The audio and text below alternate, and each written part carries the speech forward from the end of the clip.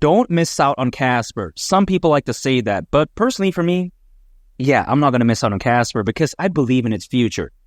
I mean, just think about this, right? Casper, in my opinion, really represents something that could be so fantastic because we've seen Solana pop off. We've seen Avalanche pop off, right? But for every sequel, there's a trilogy.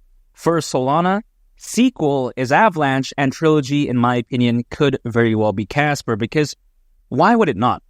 You got to think about this, right? In terms of pure fundamentals, Casper, does it lose out when it comes to Solana and Avalanche? Absolutely not. You know, Casper can actually solve the blockchain trilemma, which is basically a blockchain having decentralization, scalability, and security all at the same time. Very impressive. You know, this right here is something that Ethereum can't even achieve, by the way, even as of right now, despite the Ethereum 2.0 upgrade when it became proof of stake. And also Ethereum, it still has sky-high gas fees. And again, right, it's not even scalable as of right now, arguably speaking. So that's complete caca. And, you know, for the longest time possible, when we take a look at ADA, for instance, right, the native token of Cardano, for the longest time, it was hovering just a couple cents, and everyone thought that, wow, it was caca, it was trash.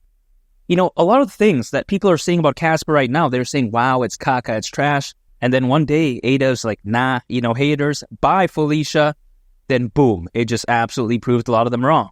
And I think that could very well happen during the peak of this bull run for Casper, because Casper, in my opinion, it's a layer 1 blockchain that's the dark horse. You know, it's fundamentally fantastic, but a lot of people don't realize it because it's enterprise optimized, which, by the way, I do believe that Solana and Avalanche isn't because, in my opinion, those blockchains, they're somewhat built for the retail market, which there's nothing wrong with that. But if you consider what can truly provide extreme growth moving forward, it's going to be enterprise adoption because they have the capital and they have the volume to facilitate much larger growth. Yeah, sure, the retail market could provide some growth, fantastic growth, right, in some cases, but true long-term growth, in my opinion, is going to come from enterprise adoption. And I think Casper, they understand that, which is why they were built from the ground up to be focused on enterprise adoption.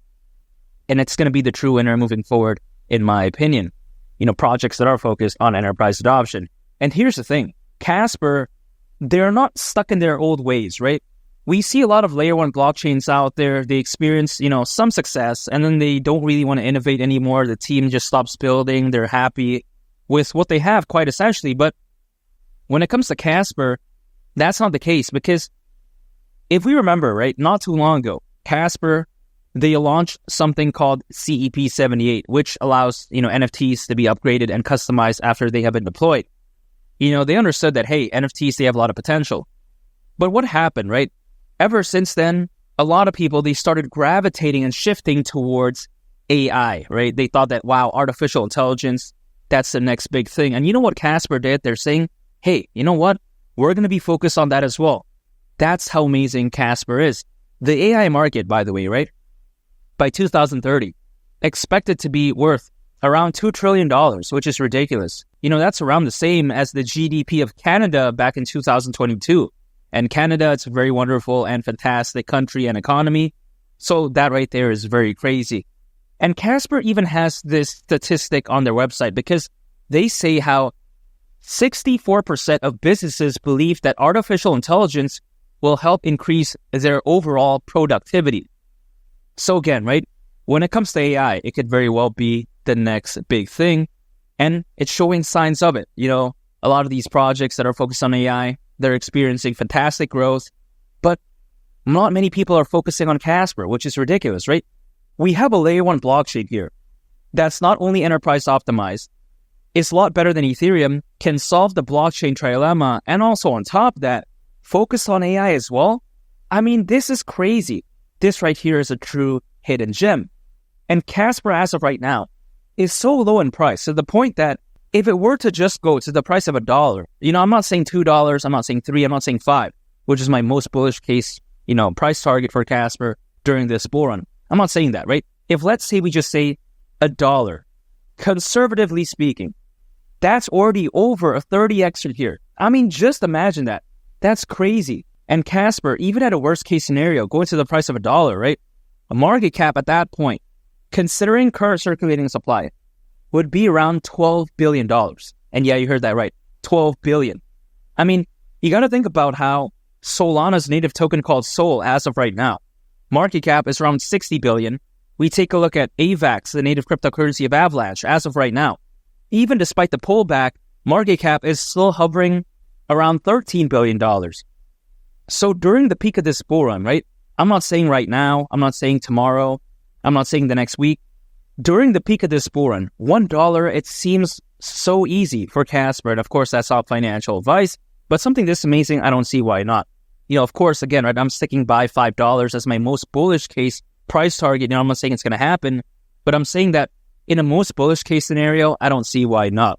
And keep in mind, again, right, $1 doesn't seem all that crazy, especially once we've seen these other layer one blockchains, their native cryptocurrency, going to these insanely high market caps, even despite, again, right, the peak of the bull run not happening yet, and also fundamentally not being as good as Casper. At least that's the way I view it, because again, they're not enterprise optimized.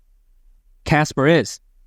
And the peak of the bull run, it's not going to happen tomorrow, because when we take a look at it, right, Bitcoin halving event just happened very recently. And as we all know, historically speaking, altcoins, they've reached their peak. In some cases, 6 months after a Bitcoin halving event, some other cases, 18 months after a Bitcoin halving event. So that's either half a year or a year and a half from right now for, altcoins to truly showcase what they're capable of. Again, right, historically speaking. So when it comes to Casper, there's still quite some time. But this, I think, is very good news for something like me, because Casper, being this low in price as of right now, I don't see why it's a bad thing, because more time for me to dollar cost average. Think about this, right? If, let's say, someone can acquire something that they love, but then the price is at a discount, why not, right? Let's say I went to Subway and I had coupons for Subway and gave me, let's say, 90% off, and I love Subway. But yeah, you get my point, right? Why would I not keep buying it? Would it make any sense for me to say, yeah, nah, I don't want Subway right now because there's a discount. I don't want that. If there's no discount, then yeah, I'll get that. But a lot of people, they think this way, right? They love it when the price is pumping. They FOMO into it. But then when the price is dumping, when they're at a loss, they panic sell. Makes no sense in my opinion. Why do that? All I'm doing is that I'm just acquiring more and more on a consistent basis. I'm just holding and I'm just waiting for the peak of the bull run.